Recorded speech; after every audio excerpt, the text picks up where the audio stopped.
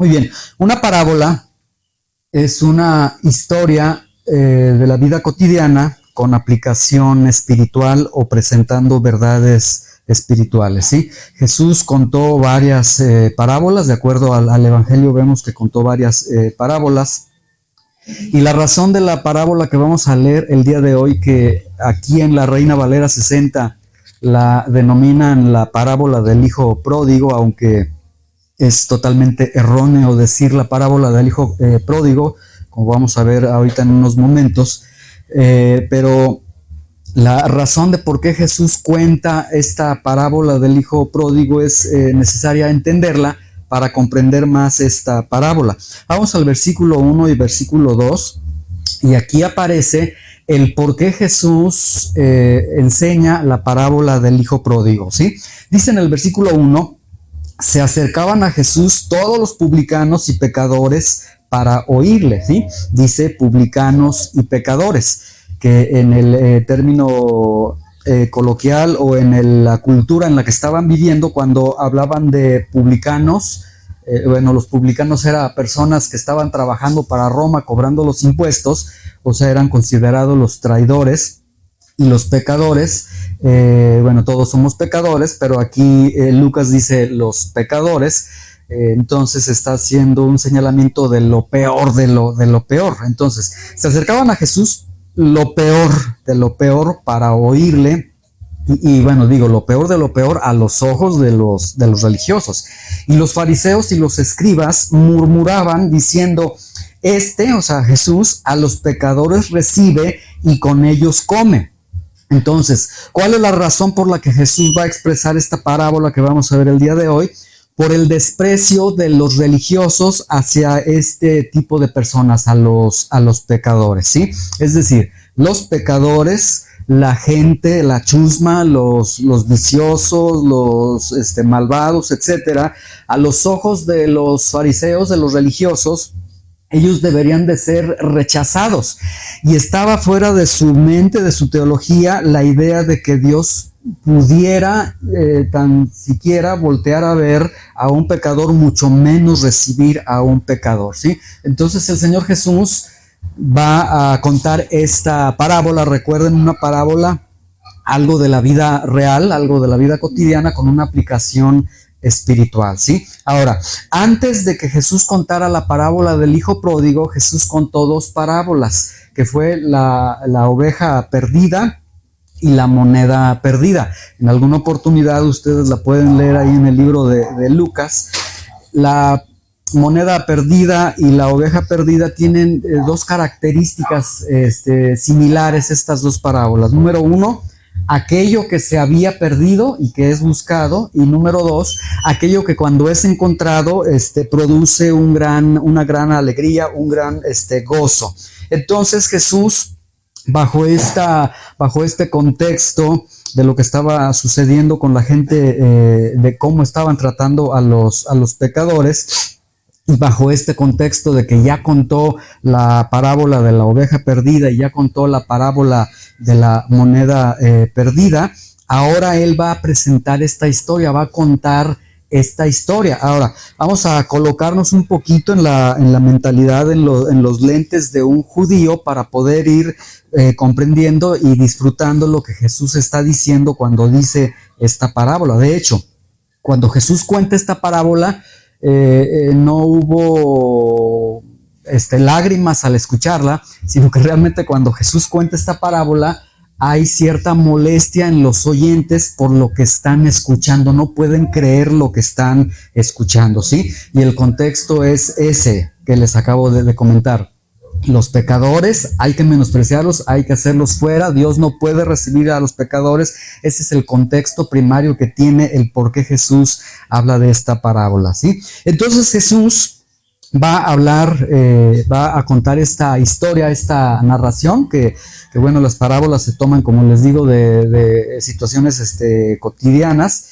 Entonces Jesús va a presentar esta historia, y en esta historia es muy particular, porque en esta historia, y es en la única a lo largo de toda la Biblia, en la que Jesús presenta a Dios como Padre.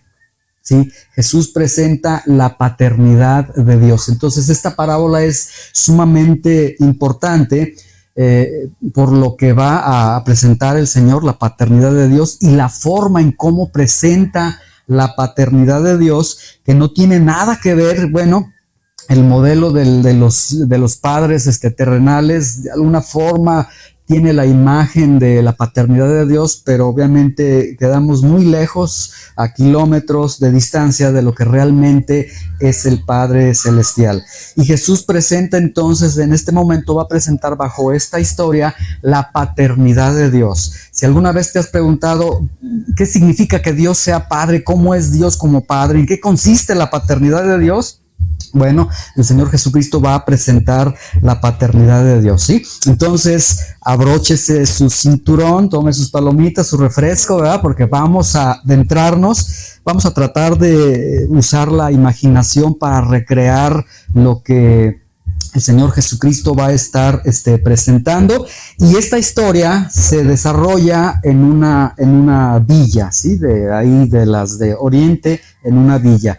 Una villa que tenía la característica, bueno, la cultura judía era muy celosa de la honra hacia los padres, al grado que desde el Antiguo Testamento la ley permitía que si tú desobedecías a tus papás, que si tú llegabas a maldecir a tus papás, el pueblo te tomaba, te sacaban de la ciudad y te quitaban la vida. O sea, era tan delicada la figura del padre, el honrar al padre y a la madre, que incluso les costaba la vida a los muchachos rebeldes, contestones, flojos y demás, ¿sí? Es decir, si siguiéramos con esta corriente, con la ley del Antiguo Testamento, no tendríamos hijos el día de hoy, ya se hubiera ejecutado una sentencia sobre ellos. Bueno, esta historia se desarrolla bajo el pensamiento judío, bajo la cultura, los usos y costumbres judíos, y entonces se desarrolla en una villa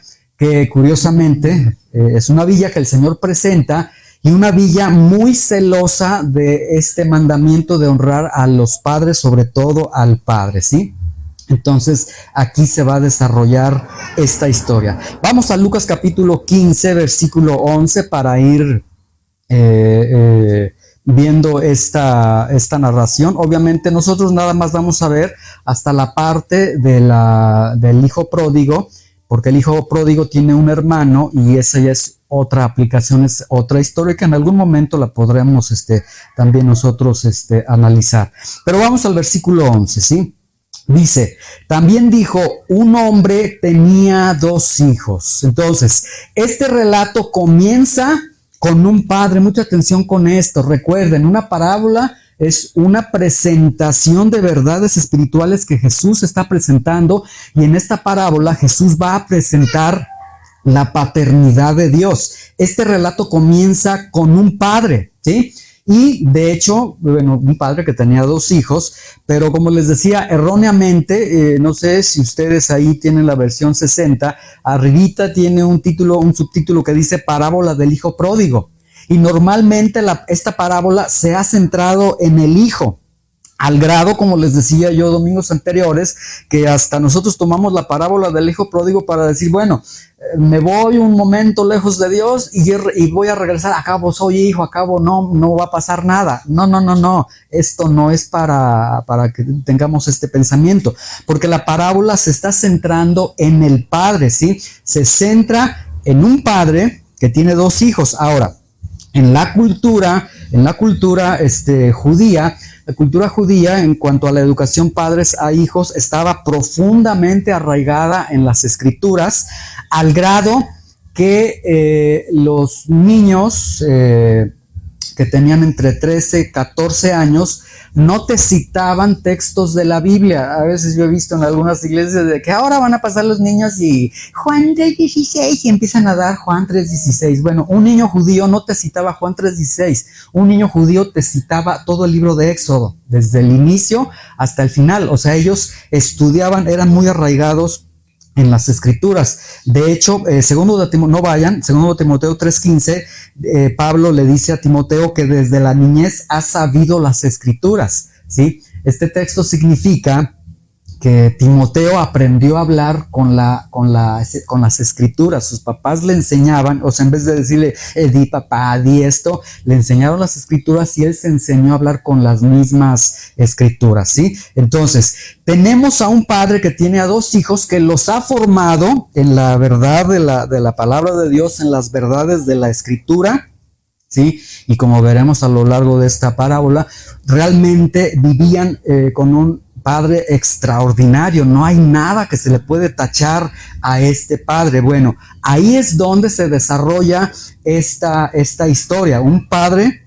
que dio todo para sus hijos, que fue literalmente un gran padre para sus hijos, que los instruyó en la sana doctrina, las palabras de Dios, etc. Sin embargo, vamos al versículo 12, un día sucede que el hijo menor hace una petición a su papá, ¿sí?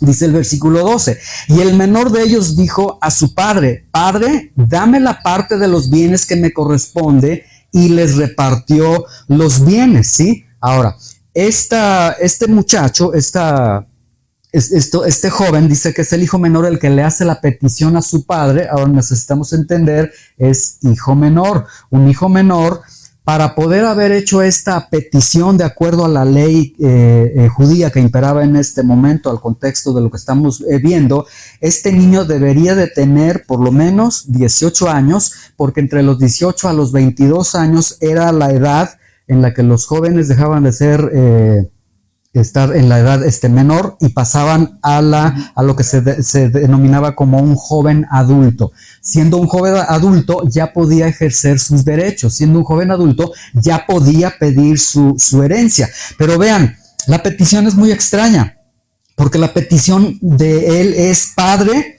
dame la parte de los bienes que me corresponde, ¿sí? Ahora, viendo el Antiguo Testamento, el hecho de que un hijo recibiera la herencia mientras su papá vivía no era extraño realmente. El Antiguo Testamento nos muestra que Abraham se dio la herencia a sus hijos cuando él vivía, pero lo que sí es extraño, lo que sí es, empieza a llenar de preguntas, de incomodidad, es que el hijo sea quien lo pidiera. O sea, sí lo podían recibir a voluntad del padre, a iniciativa del padre, pero normalmente un hijo no lo pedía. Entonces vean, el niño judío a los 13 años alcanzaba la mayoría de edad. Antes de los 13 años era considerado un catán, ¿sí? Que era un menor.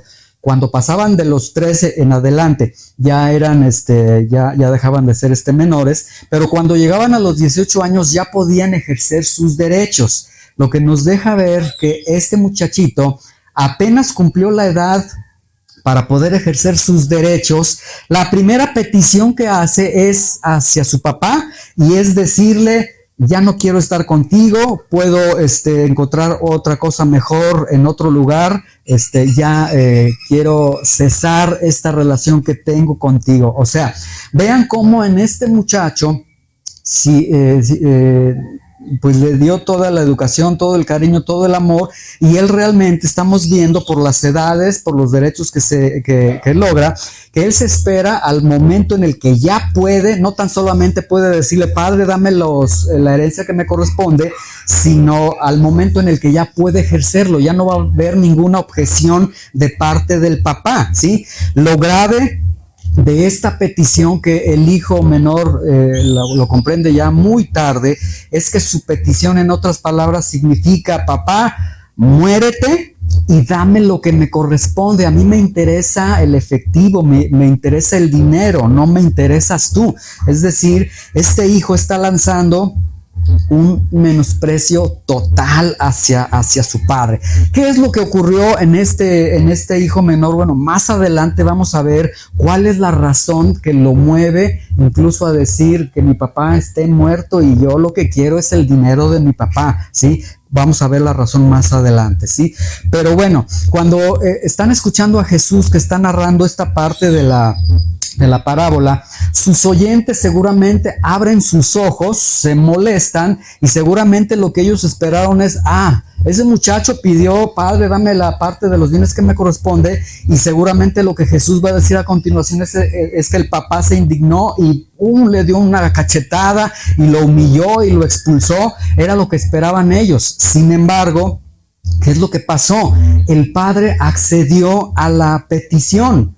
Esto es irónico en el pensamiento de ellos. ¿Cómo es posible? ¿Dónde está la dignidad de este padre? ¿Dónde está el amor propio de este padre? Bueno, Jesús dice, el padre dijo, ¿quieres tus bienes? Te voy a dar tus bienes como me los estás solicitando. De acuerdo al libro de Deuteronomio, lo que le correspondía al hijo menor era una tercera parte, al hijo mayor 2/3 partes. Y entonces este hijo recibe una tercera parte de los bienes de su padre, que de acuerdo a lo que Jesús está presentando era un padre rico en aquella villa donde ellos estaban viviendo, ¿sí? Una vez que recibe la herencia, una vez que recibe lo que le está solicitando a su papá, vean el versículo 13. El versículo 13 dice, no muchos días después, juntándolo todo, el hijo menor se fue lejos a una provincia apartada y allí desperdició sus bienes viviendo perdidamente, ¿sí? Vamos viendo parte por parte. Miren, no muchos días, o sea, era rápido. Él ya llegué a la edad en la que ya puedo ejercer mis derechos, quiero mi herencia, ya me diste mi herencia, rápido quiero tener la herencia. Ahora vean, en la expresión cuando dice juntándolo todo, el hijo menor, esta palabra juntándolo todo, en el griego original significa convirtiéndolo en dinero. O sea, nos deja ver que entonces el muchacho, el hijo menor, recibió propiedades, quizás recibió casas, recibió animales, es decir, no recibió dinero en efectivo, recibió bienes y seguramente recibió muchos bienes, pero dice juntándolo, es decir, todo ello, entendemos, entonces lo vende, lo intercambia para convertirlo en dinero, ¿sí?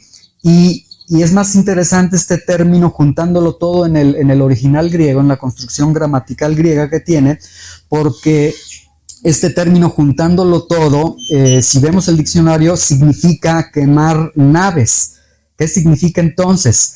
La profundidad de juntándolo todo significa que recibe la herencia, la transforma en dinero, pero transforma en dinero esa herencia a tal punto que anula todo vínculo con la casa de su padre. O sea, no solamente toma los bienes, los convierte en dinero, sino que se asegura de cerrar toda puerta, toda posibilidad de regresar con su papá. O sea, este niño, este hijo menor, en verdad no quería estar con su padre. O sea, algo había sucedido. Y vamos a ver ahorita qué es lo que sucedió en el corazón de él. Ahora, tan rápido obtiene las monedas, vean, escoge una ciudad, toma el Google y dice, a ver, una ciudad para vivir ahora que tengo dinero, y encuentra 3 características que son muy buenas para él. Una ciudad lejana, una ciudad apartada y una ciudad donde no estuviese la influencia de su padre. Cero padre. Aquí no quiero consejos de mi padre ni la presencia de mi padre. Y en ese lugar lejano, apartado y sin la influencia de su padre, allí dice el texto, el versículo 13, allí desperdició en una provincia apartada y allí desperdició sus bienes viviendo perdidamente, ¿sí? Entonces vean, ya estando en ese lugar, él vive perdidamente, esto es sin freno alguno, con todos los placeres, con todas las maldades que él estaba anhelando en su corazón y desperdiciando la herencia, obviamente la herencia que no le costó a él, que recibió de su padre. Y tenemos entonces, ahí está la razón.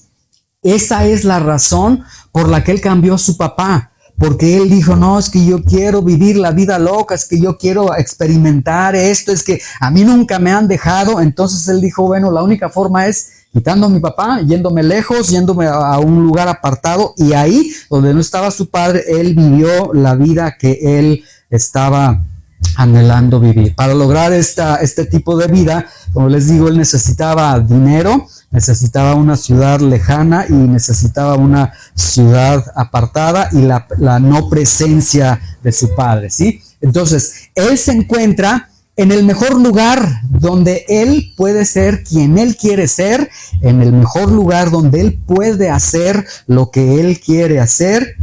Y ahí vemos que entonces vive una vida sin freno, de desperdicio, y eso era lo que había en su corazón. Es decir, cuando él entonces le dice a su padre, padre, dame los bienes, realmente no eran los bienes lo que le interesaba, no era su padre lo que le interesaba. Lo que él quería era alcanzar lo que él había soñado. O sea, yo quiero vivir mi vida y apártate y déjame vivir como yo quiero vivir, ¿sí? Sin embargo, una vida sin freno, una vida de desperdicio y sobre todo una vida que la vives en una ciudad lejana y apartada, no puede durar mucho, ¿sí? Es decir, no vamos a negarlo. Si tú quieres vivir una vida sin freno, desperdiciando los bienes, desperdiciando tu tiempo, desperdiciando tus talentos, viviendo la vida de pecado, etcétera. Te voy a decir una cosa, sí, es placentera, sí, en algún momento, qué rico es la comida, las bebidas, sí, pero la vida lejos de la casa del Padre tarda muy poco en que se terminen los recursos, las fuerzas, y dura realmente muy poco. Vamos al versículo 14, como en el versículo 13 el hijo menor se encuentra en lo que él siempre soñó, ¿sí? Versículo 14, vean, dice, y cuando todo lo hubo malgastado, vino una gran hambre en aquella provincia y comenzó a faltarle, ¿sí? Bueno, todo lo malgastó. Vean, no se reservó nada, no fue un poquito prudente de decir, bueno, estoy viviendo en una ciudad lejana, aquí no tengo casa, bueno, ni siquiera invirtió en comprar una propiedad, lo cual seguramente lo pudo haber realizado, pero todo lo malgastó. Todos los años de trabajo de su padre, todos los años de esfuerzo de su padre se fueron en una semana, 2 semanas, un mes, 2 meses, un año, lo que haya sido, pero realmente fue un tiempo realmente breve, utilizados, desperdiciados en sus maldades, en una vida de maldad, en una vida que su padre obviamente no aprobaría, ¿sí? Pero aquí vemos algo muy interesante, vemos la providencia de Dios, ¿sí? Teológicamente, en teología sistemática, cuando llegamos al estudio de lo que son los milagros y la providencia de Dios, se los voy a explicar de una manera muy rápida. Un milagro, es decir, aunque la Biblia reporta milagros de que Jesús resucitó muertos, un milagro siempre es menor que la providencia de Dios, porque un milagro es un acto en el que sucede algo maravilloso, pero la providencia de Dios es cuando Dios mueve esta fichita para que esto pegue aquí y luego esto va a repercutir aquí, luego esto aquí, es decir, mueve todo un contexto, todo un escenario para que ocurra algo. Y aquí tenemos la providencia de Dios, ¿sí? Dice, cuando todo lo hubo malgastado, vean, en el momento en que se le acabó el dinero, en ese momento Dios permite, dice, vino una gran hambre en aquella provincia y comenzó a faltarle, ¿sí? Ahora, en Oriente las hambrunas eran muy comunes o son muy comunes. Entonces, si el doctor Lucas está diciendo hubo una gran hambre, una gran hambruna, significa que esto era peor a las hambrunas que ellos estaban viviendo. Entonces vean la providencia de Dios. Primero, se le acaba la herencia. Cuando él se está rascando la panza y dice, voy a comprarme, ¿cuál? Se me acabó el dinero en ese momento, gran hambruna, y corren las noticias. Entonces se le acaba la herencia y en ese momento se desata una gran hambruna. Ahora, una gran hambruna, lo primero que golpeaba era la situación financiera de esa ciudad, la economía, ¿sí? Tercero, comenzó a faltarle. Entonces viene algo que él no había experimentado en su vida hasta que llegó a los 18, 22 años. La necesidad comienza a desarrollar ciertas necesidades y entonces vemos que el placer, el desenfreno, el desperdicio, pues realmente le duró muy poco, ¿sí? A este joven. Ahora, entendemos que él al encontrarse fuera de su lugar de origen, pues él estaría pagando un hospedaje, le estaría pagando un hotel, algo así,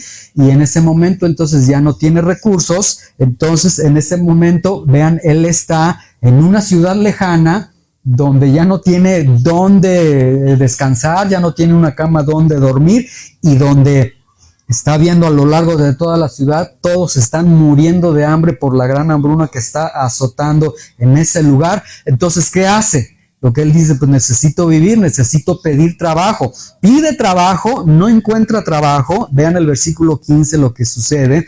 Dice, y fue y se arrimó a uno de los ciudadanos de aquella tierra, el cual le envió a su hacienda para que apacentase cerdos, ¿sí? Vean que aquí el doctor Lucas utiliza la palabra fue y se arrimó. De hecho, en el original griego la palabra arrimó es se pegó, así como el chicle se te pega a la suela del zapato. Este muchacho fue con insistencia con un ciudadano y dame trabajo, no hay trabajo, dame trabajo, y le pidió trabajo. Entonces nos deja ver que esta no fue una contratación normal, pero fue lo único que encontró, ¿sí? Ahora vean el juego de palabras. Y fue y se arrimó a uno de los ciudadanos de aquella tierra. Ciudadanos de aquella tierra. Él no es ciudadano. Vean cómo en esa tierra hay una clara distinción entre ciudadano y visitantes. Y en medio de una gran hambruna, ¿quién creen que tiene los mejores derechos? ¿Los visitantes o los ciudadanos? Los ciudadanos. O sea, este muchacho, cada vez la necesidad se está acrecentando en su contorno, y él entonces está experimentando, ya está comenzando a experimentar el dolor que lo va a llevar después al arrepentimiento, ¿sí? Entonces le contratan, el único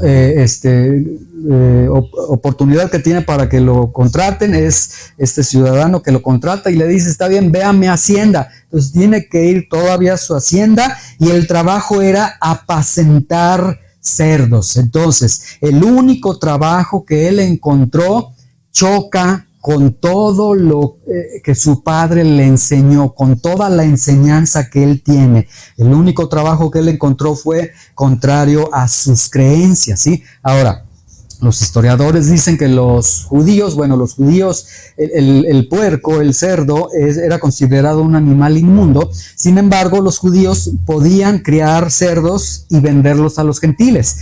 Pero esto no dejaba de ser para un judío algo repugnante.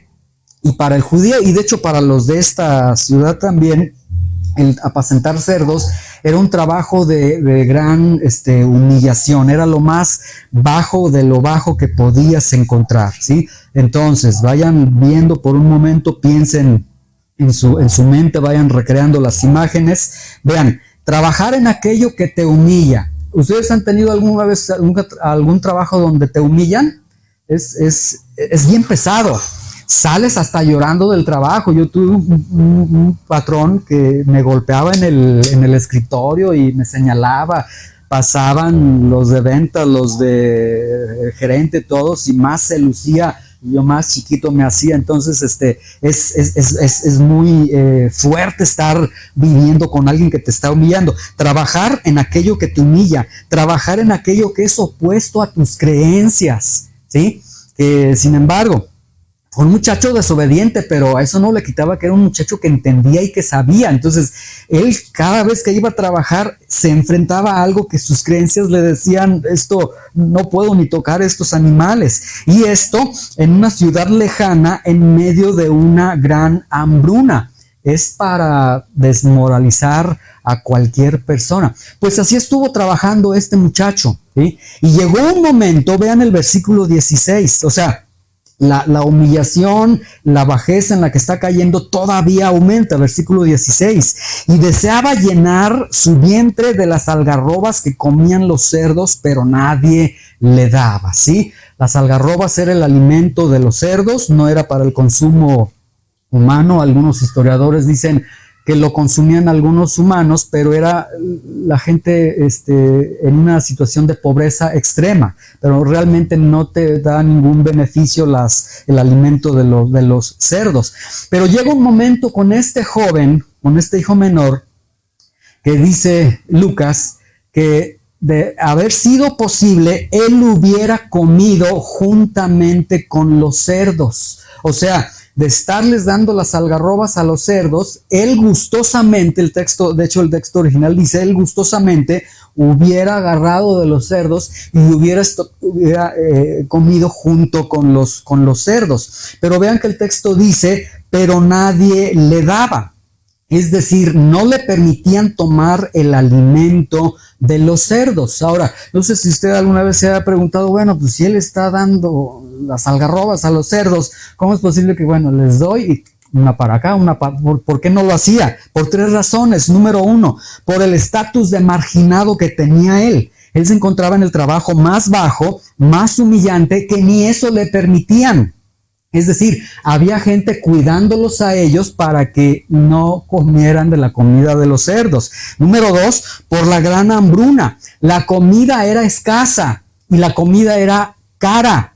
Y me refiero a la comida de los cerdos. O sea, había que proteger la comida de los cerdos. Y número 3, indiferencia. No tenían ninguna obligación, ninguna compasión por este joven, ¿sí? Ahora, podríamos nosotros preguntar, y en ese momento, ¿dónde estaban las mujeres? ¿Dónde estaban los amigos? ¿Dónde estaban aquellas personas con las que convivía mientras le duró la herencia, cuando estaba desperdiciando? ¿Dónde estaban cuando vivía desenfrenadamente? Y esto nos deja ver que en la vida alejada de Dios, siempre vas a tener amigos, siempre va a haber, esos no faltan, siempre va a haber el que te va a invitar, el que yo soy tu amigo y demás, pero en los momentos de verdadera necesidad, sé honesto, ¿cuántos de esos amigos han estado contigo? ¿Cuántos? Es más, se los pongo muy sencillo. Cuando estás en el ambiente de trabajo, que a mí me ha sucedido, somos compañeros y yo te quiero mucho a los compañeros y demás, y luego resulta que un compañero dice, es que mi papá necesita sangre, ¿quién va a acompañarme a donar sangre? Y de los 20 amigos que hay, quedan como 3, y luego de esos 3, si son como yo, van ahí al seguro y se andan muriendo porque ya les quitaron algo de sangre, pero bueno, ahí uno trata de darles, de estar con ellos, pero realmente en el momento de la necesidad, esos que dijeron que son tus amigos, no es cierto, no van a estar contigo, ¿sí? Yo recuerdo en algunos de los funerales de mis familiares, me llegué a encontrar a personas que yo consideraba amigos, y una respuesta de uno sí, incluso hasta yo pensé, dije, pues hubieras quedado mejor callado, porque para haber mantenido la opinión que tenía de ti, me dice, ay, mira, no fui al funeral de tu papá porque es que, la mera verdad me dio flojera ir. Y entonces yo dije, perdóname porque se murió mi papá. Entonces, en la necesidad, ahí se ven los verdaderos amigos. Y normalmente, esos amigos que están contigo ahí, en esos momentos de desenfreno, te aseguro que no van a estar contigo el día que tengas un diagnóstico adverso, el día que tengas una necesidad, porque ellos solamente están mientras tengas tu herencia y la estés desperdiciando, ¿sí? Ahora, si este joven trabajaba, fue contratado para trabajar, ¿qué no era justo o no era posible que de su sueldo él se pudiera comprar comida y no anduviera deseando la comida de los cerdos? Y la respuesta es no, no era posible. Número 1, porque imperaba una gran hambruna, ¿sí? De esto Lucas nos dice, había una gran hambre, o sea, la gran hambre golpeaba el sueldo. Al golpear el sueldo había una inflación, subían los precios, el valor del dinero bajaba y entonces lo que él ganaba no le alcanzaba ni para comprarse un gansito, ni para comprarse una Coca-Cola ahí en la tienda, ¿sí? Ahora, la comida se racionaba, se reservaba en casos de hambruna, esta es una gran hambruna, solamente para los ciudadanos locales, o sea, él estaba en segundo lugar. Otra razón, él se arrimó, él se aferró, él casi él solito se contrató con esta persona, lo que dio lugar a la explotación. O sea, no tengo para pagarte, tú contrátame, yo lo que quiero es un lugar donde vivir, comer, bueno, vete a la hacienda y ahí trabaja. El patrón estaba obligado, sí, de acuerdo a las culturas de ese momento, a darles hospedaje, a darles comida, pero como vuelvo a mencionar, había una gran hambruna no pudo darles de comer o no quiso darles de comer. Y número 6, aunque suene muy grave y muy feo, la prioridad eran los animales. La prioridad en este trabajo, en esa hacienda, no eran las personas, eran los cerdos, porque los cerdos representaban dinero. Las personas las podían reemplazar, y más en medio de una gran hambruna, al rato viene otro, te vas tú y vienen 10 y me van a pedir que les dé trabajo. Entonces,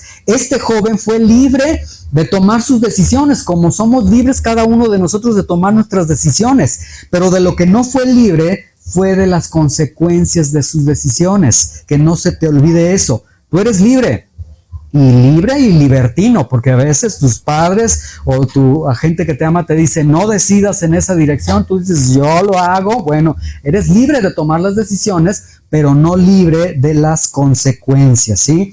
Y vemos aquí que lejos de la casa del Padre siempre habrá hambre. Vete de la casa del Padre y vas a experimentar hambre. Y podemos ver también que o estamos en la casa del Padre o estamos en una ciudad lejana y apartada, ¿sí? Examinemos nuestros corazones, dónde nos encontramos en este momento. Vemos también que beberemos el fruto de nuestras decisiones. Tarde o temprano, aquellas decisiones que tú con todo ese orgullo y con toda esa experiencia y es que yo sé, algún día vas a tener que beberlas, y es una copa que tú solito o nosotros solos vamos a tener que beber, ¿sí? Vamos al versículo 17. En medio de esta situación, algo sucede. Vean, versículo 17. Y volviendo en sí, dijo: ¿cuántos jornaleros en casa de mi padre tienen abundancia de pan y yo aquí perezco de hambre? ¿Sí? Vamos viendo, porque aquí la historia comienza a tomar una fuerza muy impresionante. Vean, volviendo en sí. ¿Qué significa volviendo en sí? Que todo lo que hizo desde Padre, dame los bienes que me corresponden, lo hizo estando fuera de sí. Estaba enloquecido, estaba entorpecido. Les leo Eclesiastés 9:3, no se muevan de donde están. Dice: el corazón de los hijos de los hombres, es decir, de toda la humanidad, está lleno de mal y de insensatez en su corazón durante toda su vida. ¿Sí? Así es como el hombre más sabio en esta tierra describe al corazón humano. Todos los corazones humanos cometen malas decisiones, están llenos de insensatez, de torpeza en sus corazones y de maldad, y bajo esa inclinación de nuestros corazones que tomamos las decisiones, ¿sí? Y estando entonces ahí, en ese trabajo, imagínense un trabajo donde ni siquiera le da para comer, en un trabajo donde quisiera él ser un puerco para poder ser alimentado, ahí él recuerda la casa de su padre por primera vez. Después de que salió, voltea en sus recuerdos y voltea a la casa de su padre, y vean lo que recuerda de la casa de su padre. Dice: ¿cuántos jornaleros en casa de mi padre tienen abundancia? Vean, su recuerdo se fue con los jornaleros. Ahora, en la casa del padre, este padre tenía dos tipos de servidumbre. Número uno, los siervos o los esclavos, y número dos, los jornaleros.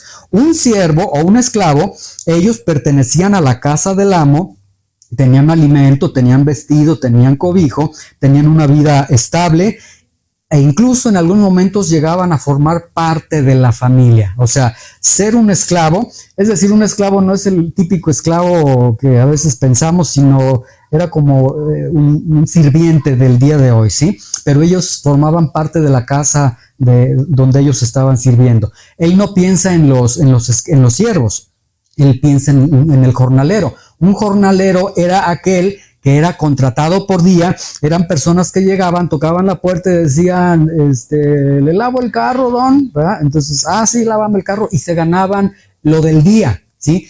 Y al día siguiente regresaban, y si les decían no hay trabajo por hoy, ya no comían ese día los jornaleros. Bueno, vean la expresión de este hijo menor: ¿cuántos jornaleros en casa de mi padre tienen abundancia?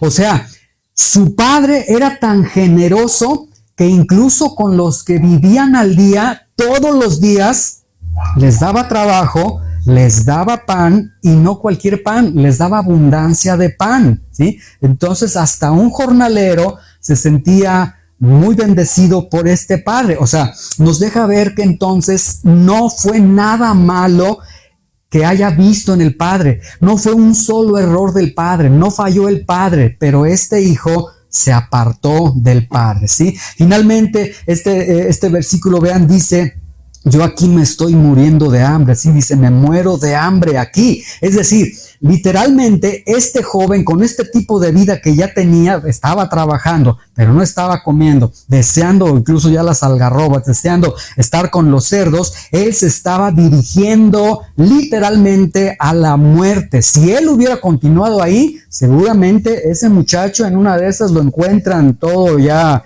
muerto, y creen que le iban a hacer un funeral o algo. No, lo toman y el que sigue vamos a contratar a otra persona.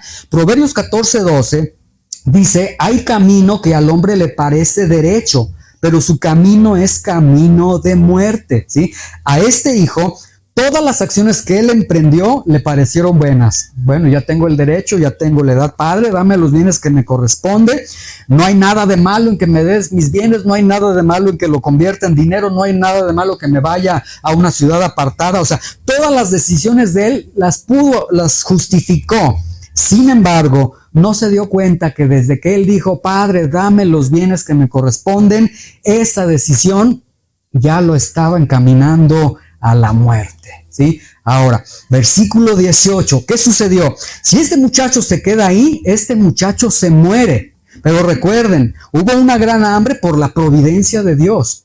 Y Dios comienza a moverse incluso en el corazón ya de este joven. Versículo 18, dice: me levantaré e iré a mi padre y le diré, padre, he pecado contra el cielo y contra ti. Vean, primera situación, me levantaré. Toma una decisión firme. No es una emoción, no está movido por el hambre, porque el hambre en verdad nos mueve. Yo no sé si ustedes en algún momento se les ha pasado el tiempo, tienen hambre. Es más, hasta unas papitas, unos pingüinos te saben a gloria, y más con agua. O sea, los metes en agua, los remojas y te saben a gloria cuando tienes hambre. Cuando no tienes hambre dices, ay, esa cochinada, ¿cómo se te ocurre? ¿Sí? Pero con hambre, es más, hasta los rines les pones limón y sal y dices, ay, me los voy a comer con cubiertos porque esto parece carne, ¿sí? Con hambre. Bueno, este muchacho entonces dice, me voy a levantar, ¿sí? Él se va a levantar y dice, voy a ir a mi padre, iré a mi padre. Vean, él lo sigue considerando padre. Sin embargo, él ya no se está considerando hijo. Y lo vamos a mostrar ahorita, ¿sí? Ahora, recuerdan ustedes el juntándolo todo, que significa que él anuló toda posibilidad de retorno a la casa de su padre. ¿Qué significa esto? Que el regreso que él está ya visualizando es un regreso en el que él dice, voy a regresar a la casa de mi padre, y sí, no voy a regresar en calidad de hijo porque no lo merezco, pero tengo que regresar con ese hombre que es mi padre. Él regresaría, o sea, en su mente, él regresaría como una persona más, como un extraño, pero él necesitaba regresar. ¿Por qué necesitaba regresar? Porque él dice, le voy a decir a mi padre, padre, he pecado contra el cielo y contra ti. Es decir, vean, hay dos dolores en el corazón de este joven que se producen en ese momento.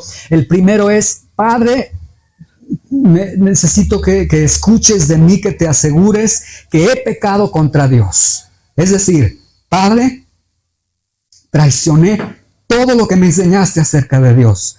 Todos esos años cuando me sentaste y me enseñabas la palabra de Dios y me decías, mira, a Dios hay que amarlo, hay que respetarlo, todo lo he traicionado. He pecado contra el Dios de mi niñez. El primer dolor que él tenía era, papá, he pecado contra Dios. Es el dolor que él tiene. Y segundo dolor, padre, quiero llegar con él y decirle, herí tu corazón, lastimé tu corazón, no te amé, no te honré, te negué. E incluso con la petición que te presenté, fue una petición como si yo te hubiese dicho, yo deseo, papá, que tú estés muerto. Para mí es mejor, vales más muerto que vivo. Y en el corazón de este joven entonces se está produciendo un dolor de decir, he pecado contra Dios, he pecado contra el hombre que me amaba, y él dice, necesito levantarme, necesito ir con mi padre. Y vean el versículo 9, el 19, dice, y también le voy a decir a mi papá, le voy a decir, ya no soy digno de ser llamado tu hijo, hazme como a uno de tus jornaleros. Es decir, él tenía en mente llegar con su papá y decirle, papá, no puedo ser tu hijo. Y es más, no te pido que me trates como hijo. Te pido tan solo, dame trabajo por un día. O sea, ten la bondad hacia mí como se la tienes a un trabajador que viene a pedir trabajo de un solo día. Dame, por favor, trabajo. ¿Cuál es la razón? Porque me estoy muriendo. Porque estando aquí ya no puedo salir de esta situación, porque estoy en una situación, me he metido en una situación de la que ya no puedo salir. Y hermanos, esto es arrepentimiento. El arrepentimiento es cuando tú dices, Señor, he pecado contra ti. O cuando vas con tu papá, con tu mamá, con algún hermano y le dices, te lastimé, perdóname. Ese es arrepentimiento. Cuando le dices, estoy roto, estoy pobre, estoy hambriento y no puedo hacer nada para salir de estos pecados, de esta situación que yo tengo, no puedo hacer nada. Esto es lo que el joven está en su corazón viendo y decirle a su padre. Vean cómo cambió todo. Ya no fue, dame, no es voy a llegar y decirle, dame, padre. No, ahora es, por favor, hazme como uno de tus jornaleros, ¿sí? Y esta historia, impresionantemente, aquel hijo deja ese trabajo que ni le pagaban y comienza el regreso a la casa de su padre. Un camino largo, un camino agotador. Los eruditos bíblicos dicen que por las características de esta parábola está hablando de que fue otro país hasta donde fue. Es decir, vamos a pensar que aquí de León, Guanajuato, se fue hasta Phoenix el muchacho, entonces ahora te vas a regresar caminando de allá para acá. Entonces es un camino muy largo, un camino agotador. Él está vestido en harapos, sus zapatos, realmente va a llegar descalzo el muchacho, y los pensamientos van inundando su mente a lo largo de todo el camino. Pequé contra Dios, pero si mi padre me amaba, y si me rechaza, y si no me acepta, o sea, tantas cosas. Imagínate todo lo que el hijo va pensando camino hacia su padre, ¿sí? Y vean el versículo 20, que esto viene a ser y comienza el clímax de esta historia. Versículo 20 dice, y levantándose, vino a su padre. Y cuando aún estaba lejos, lo vio su padre y fue movido a misericordia y corrió y se echó sobre su cuello y le besó. Vean, primer punto, levantándose. Es decir, miren, el arrepentimiento es un viaje largo, costoso. No es un viaje pasajero, no es, ay, como que soy malo, quiero arrepentirme. No, el arrepentimiento es que tú dices, he actuado mal, necesito el perdón de Dios, necesito el perdón de mi padre, y vas en camino a esa dirección, ¿sí? Él viene a su padre, viene cansado, viene con hambre, viene sucio, viene en harapos, y viene con un padre al que él profundamente lastimó con sus palabras y con sus acciones, ¿sí? Ahora vean aquí, porque necesitamos entender para poder comprender todo el alcance de lo que Jesús está diciendo. Vean, dice, y levantándose vino a su padre. Vean, y cuando aún estaba lejos, estaba lejos, ¿qué significa? Significa que el padre tuvo que salir de la villa antes de que el hijo regresara. Esto es muy importante que lo entendamos. Es decir, el padre no podía estar en la villa y que el hijo llegara a la villa. El padre tenía que salir, salió de la villa, y dice que saliendo, estando lejos, lo vio su padre. Ahora, lo vio en el original griego es muy profundo, porque no es un simple, me parece que es mi hijo, camina igual que mi hijo. No es un simple ver. Este verbo de vio en el original griego significa dos cosas. Significa, número uno, una acción que se hace continuamente, y número dos, una acción que se hace en aflicción o con dolor. ¿Qué significa esto? Significa, lo que Jesús está diciendo es que cuando este hijo se fue, este padre salía afuera de la villa y observaba con dolor en su corazón, con aflicción en su corazón, si su hijo regresaba. Y lo hizo desde que su hijo se fue. Imaginen las ocasiones en las que él se tuvo que regresar con el corazón roto, destruido, porque su hijo no regresó. O sea, mi hijo se mantuvo en su postura de irse a vivir lejos de mí, ¿sí?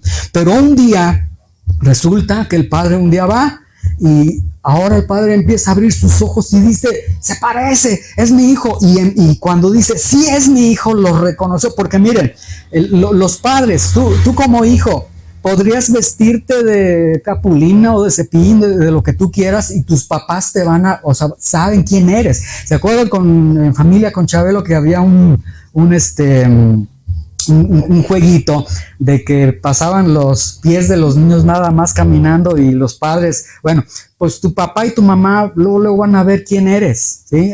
Ese patas chuecas, ese es mi hijo, esa es mi hija, o sea, luego van a saber. Entonces, él vio y dice, ese es mi hijo. Ahora, vean lo que sucedió con el padre en el momento que dice, es mi hijo. Número 1, vean en el versículo, fue movido a misericordia. Primer punto. Ahora, y Lucas es tremendo porque Lucas utilizó movido a misericordia, que es una expresión muy fuerte en el arameo y en el griego, que significa que su corazón, de hecho algunos diccionarios lo describen como cuando lanzas una piedra ahí en agua y se hace una turbulencia, un movimiento. Aquí lo que significa es que cuando el papá lo ve, experimenta una emoción profunda, una compasión por su hijo. Es decir, su hijo esperaba, me va a golpear, me va a decir, pero primero lo que sucedió es que su corazón se conmovió y dijo, aquí está mi hijo. Entonces, una gran compasión por su hijo. Segunda acción, corre hacia su hijo. Ahora, escuchen esto con atención.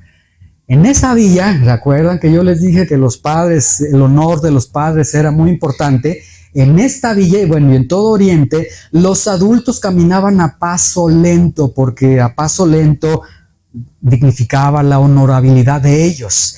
Este padre, vean, corre hacia su hijo. Correr en un adulto era algo indigno, algo ridículo, algo vergonzoso. Y si le añadimos las vestiduras que tiene, ellos tienen túnicas largas, para correr este señor, este viejito, como haya estado, tiene que levantarse las túnicas y enseñar las piernas e ir corriendo. Vean que ahí va un señor corriendo. Entonces, a cada paso al correr de este señor, los de la villa que lograban percatarse se burlaba, y él no le importó. Él tenía que correr hacia su hijo. De hecho, el original griego dice, se apresuró. Ahora, vean con mucha atención. Jesús, Jesús, ¿es cierto lo que acabas de decir, Jesús? Seguro que es cierto lo que estás diciendo, porque Jesús dice, y ese padre se apresuró para con su hijo. ¿Qué significa esto? Significa algo muy importante y algo que solamente en toda la Biblia se menciona en este punto, ¿sí? Jesús dice que el padre se apresuró. Jesús está contando una parábola. Jesús está presentando la paternidad de Dios en esta parábola. Jesús está presentando a Dios como Padre. Entonces, lo que Jesús está diciendo es que Dios se apresuró. Y aquí puede golpear con la teología que a veces tenemos, porque, a ver, espérame, pero ¿cómo es que Dios se apresuró? Si Dios es eterno, si Dios no se sujeta al tiempo, si Dios creó el tiempo, ¿cómo es que Dios se apresura? Y Jesús está presentando, sí, Dios se apresura. Y la única vez que lo está presentando en la Biblia es Dios se apresura cuando va al encuentro de un corazón arrepentido. Es la única vez en toda la Biblia que así lo está presentando. Es decir, vean, hasta dentro de los sagrados atributos de Dios, Dios tiene a veces prisa, y tiene prisa, se apresura cuando el corazón arrepentido está ahí y el Padre quiere tomar ese corazón arrepentido y restaurarlo, ¿sí? Ahora, ¿por qué el Padre tenía que salir de la villa? ¿Por qué el Padre corrió hacia su Hijo? ¿Por qué tuvo que correr el Padre a su Hijo? Por esta razón. Ahí en la villa y en el oriente había una ley que se llamaba la ley Kesasaj,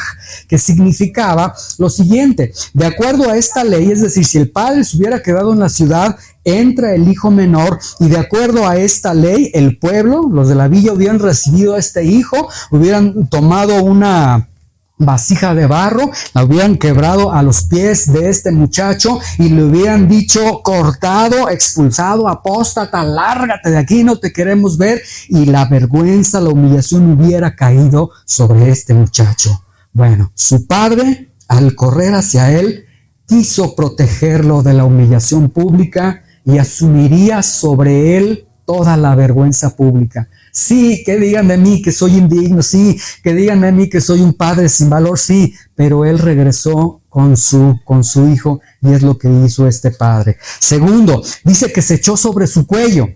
Bueno, nosotros lo leemos muy sencillo, se echó sobre su cuello, pero en el original griego significa, y de hecho se utiliza un término que se aplica a los leones o a los tigres cuando se abalanzan, es decir, se arrojó sobre su hijo, y cuando dice lo besó, habla de que fue beso, beso, beso, beso tras beso. Entonces vean, cuando este padre se conmueve en su corazón, va el corazón agitado de su padre: mi hijo, y cuando está cerca de su hijo, vuela el padre y cae sobre el hijo. Seguramente dijo: ay, ya me cayó la PGR, aquí ya me cayó la judicial. Entonces el padre cae sobre él, lo abraza, no lo suelta, y lo llena de besos, besos, besos, besos, besos. Y así aquel padre recibe a un hijo que estaba sucio, descalzo, en harapos, en miseria y en quebranto. Así lo recibió, ¿sí? Vean el versículo 21. El hijo, bueno, recibe toda esta expresión de cariño, pero el hijo dice: no, papá, déjame decirte, perdóname. Él quiere explotar en su arrepentimiento y le dice: padre, he pecado contra el cielo y contra ti, ya no soy digno de ser llamado tu hijo. Pero vemos que el versículo 22 dice: pero el padre dijo a sus siervos, es decir, el padre lo interrumpió, como que el padre dijo: ahorita, espérate, y les dice a sus siervos: a ver, esto significa o que el padre era acompañado por sus siervos, o que en ese momento los siervos recibieron la orden, pero como haya sido, y vean la orden para este muchacho que llegó mugroso, maloliente, en harapos y seguramente descalzo, porque un viaje, imagínense, desde Phoenix hasta acá, se te acaban las chanclitas que traías, y el padre le dice: denle en este momento vestido, anillo y calzado.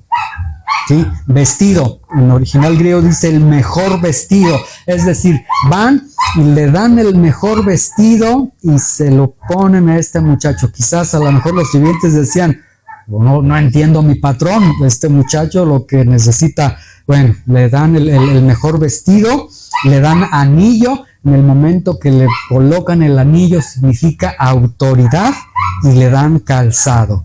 En ese tiempo los esclavos andaban descalzos. ¿Qué significa el calzado que recibe este hijo? La restauración a la condición de hijo.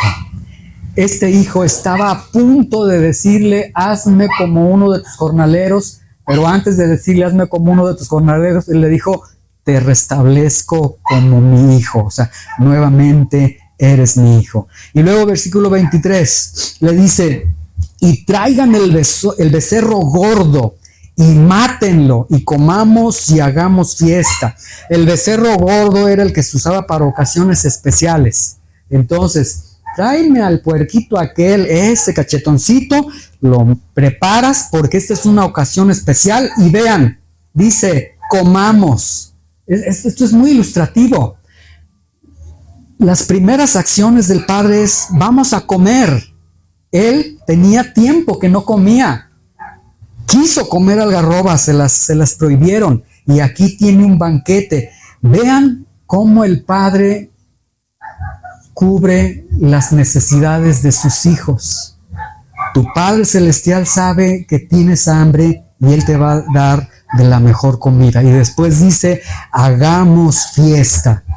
y no había desenfreno, no había desperdicio, no estaban en un lugar lejano y apartado, pero prenden la radio y la Macarena y empieza el baile y no se crean, empieza ahí una verdadera fiesta, ¿sí? Ahora vean, aquí está el motivo de todo esto, de toda la historia que Jesús está contando, dice, y aquí tenemos este motivo, en versículo 24, porque mi hijo muerto era y ha revivido, se había perdido y es hallado, y comenzaron a regocijarse. Es muy tierno que este padre doblemente dice mi hijo. Este padre nunca renunció a su hijo, vean. Cuando mi hijo estaba muerto, dice mi hijo muerto. O sea, mi hijo desobediente. Él ha tomado sus decisiones, pero es mi hijo. Nunca dijo, ¿quieres vivir así? Te voy a desheredar. Olvídate. No, él, aunque, es decir, estés aquí, hijo, o estés acá, eres mi hijo. Y luego dice, ha revivido, y también dice, es mi hijo. Se había perdido, es decir, él tomó sus decisiones. Él dijo que era más sabio, él pensó que yo era una mala idea para él, pero él ahora es hallado. Y este término hallado en el original griego implica que el Padre constantemente lo estuvo buscando. Y esto significa entonces que donde hay un hijo perdido, siempre hay un Padre que está buscando. Donde hay un alma perdida, hay un padre que está buscando esa alma perdida. Muy distinto a lo que decían los publicanos, a los fariseos. No, Dios no se interesa por los pecadores. Jesús está diciendo, donde hay un pecador, hay un Dios que está buscando a ese pecador. Y termina diciendo, y comenzaron a regocijarse. Y esta expresión también, analizándolo en la estructura griega, es profundamente interesante. Porque esta expresión, comenzaron a regocijarse, aparece en la parábola de la oveja perdida y en la parábola de la moneda perdida. En la oveja perdida, cuando dice, ya recuperé la oveja que estaba perdida, vénganse conmigo y gócense conmigo, si han leído esa parte. Y en la parábola de la moneda perdida, cuando la mujer que recupera su moneda dice, ya la encontré la moneda, vengan y regocíjense conmigo, es muy ilustrativo porque comenzaron a regocijarse. En el original griego significa recuperar el gozo, ¿sí? Y Jesús dice otra situación muy extraña acerca de Dios. La primera fue que Dios se apresura. La segunda está diciendo que Dios recupera el gozo. O sea, y aquí alguna persona muy teológica puede decir, no, te estás equivocando porque Dios no tiene cambios, etcétera. No, pero aquí Jesús está presentando el amor de Dios tan profundo por un pecador que cuando el pecador es alcanzado, se arrepiente, Dios experimenta, obviamente es un antropomorfismo, es decir, una experiencia humana una experiencia de Dios que la traslada al plano humano para que lo podamos entender, pero el punto aquí es que está diciendo Jesús, Dios recupera, de alguna forma dice, su gozo cuando una alma viene ante él. O sea, por eso es que este padre dijo, es tanto el gozo que tengo por esta alma que se ha arrepentido que dice, hagamos fiesta, amerita hacer una fiesta. Entonces, la fiesta no es por el hijo, no es por el pecador, no es por el gozo cuando el pecador se arrepintió, sino que la fiesta es por haber encontrado lo que se había perdido, porque la búsqueda de ese padre tuvo un final feliz, ¿sí? Y es la paternidad que que Jesús está presentando acerca de Dios. Muy bien, en conclusión, ¿qué aprendemos? Aprendemos varias cosas. La primera, Jesús presentó la paternidad de Dios. Jesús está presentando esta verdad. Dios es un Padre. Y Jesús mostró la paternidad de Dios, vean, no desde un plano romántico, no la presenta desde un plano de sensibilidad absoluta, sino la presenta desde el plano del arrepentimiento, del perdón de pecados a un corazón que se está arrepintiendo, ¿sí? ¿Qué aprendemos también? Aprendemos que tú y yo apenas tuvimos la edad en que podíamos tomar nuestras decisiones, igual como este hijo pródigo, tomamos nuestra decisión y también llegamos con Dios y le dijimos, Señor, dame los bienes que me corresponde. Dame vida, dame salud, dame trabajo, dame todo lo que necesito, pero Señor, tú allá mira, lejos de mí. Sí, dame tus bendiciones, pero tú lejos de mi vida, ¿sí? Aprendemos que tú y yo decidimos vivir lejos de Dios, apartados de Dios, lejos de su influencia, ¿sí? Y llegamos al punto de decir, eso de Dios son tonterías, qué aburrido, hay que vivir la vida. O sea, llegamos a un punto en el que decimos, allá mejor en esa ciudad, solita, apartada, sin Dios. Pero sí que Dios me dé la vida, me dé la fuerza, porque necesito tenerla. Aprendemos que lejos de Dios siempre habrá hambre, ¿sí? Sí, yo no lo niego, habrá momentos de desenfreno, de desperdicio que te van a producir alegría, sí, pero lo quieras o no reconocer, lejos de Dios siempre vas a experimentar hambre. Aunque sostengas y en tu orgullo digas, pues aquí me planto y de aquí no me muevo y te quedes ahí, vas a experimentar hambre. Aprendemos también que eres libre de tomar tus decisiones, pero no eres libre de las consecuencias de tus decisiones. Aprendemos que lejos de Dios, escuchen con atención, lejos de Dios, incluso los cerdos valen más que tú, porque lejos de Dios tú devalúas la imagen a la que tú fuiste creado. Tú fuiste creado a la imagen y semejanza de Dios. Y cuando te empeñas en yo voy a vivir mi vida como yo quiero vivirla, bueno, tú mismo estás devaluando esa imagen que llevas impresa en ti. Aprendemos que lejos de Dios todos mueren de hambre y que lejos de Dios no hay algún jefe, algún capataz que te diga, ven, come, no. Lejos de Dios es trabaje y no le robe el alimento a los puercos. Aprendimos que lejos de Dios nadie tiene los recursos para regresar o resolver su situación, ¿sí? Este joven, ¿por qué regresó? Por la providencia de Dios. Dios movió todo para que este joven pudiera regresar.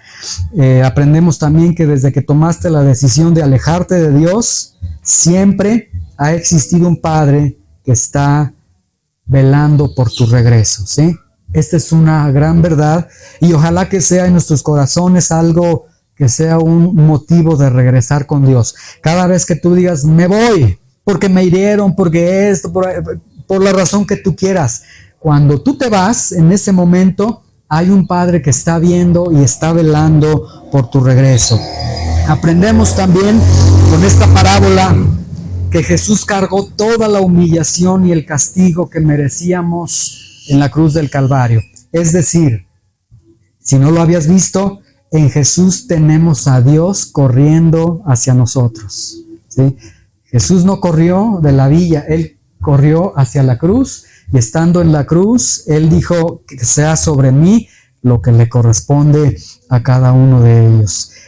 ¿Qué aprendemos? Aprendemos que Dios se apresura al encuentro con el pecador arrepentido y aprendemos que Dios perdona todo pecado que nosotros hayamos cometido. Y por último aprendemos algo muy importante, que el hijo pródigo regresó.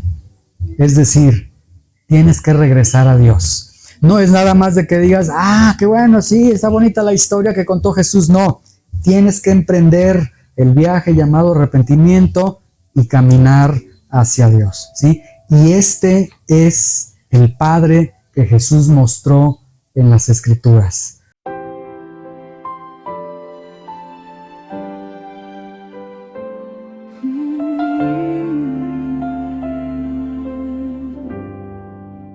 Tus palabras son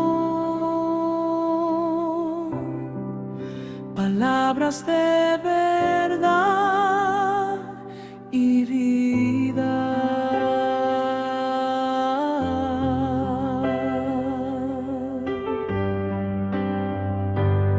Señor, ¿a quién iremos? Tú tienes palabras de vida eterna.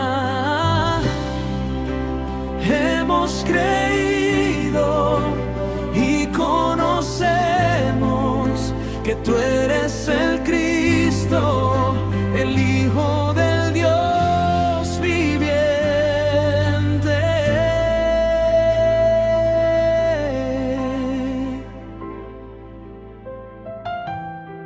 Tus palabras son palabras de verdad y vida. Centro Cristiano Verdad y Vida. Caminemos por la senda de la Escritura y veamos al Hijo de Dios.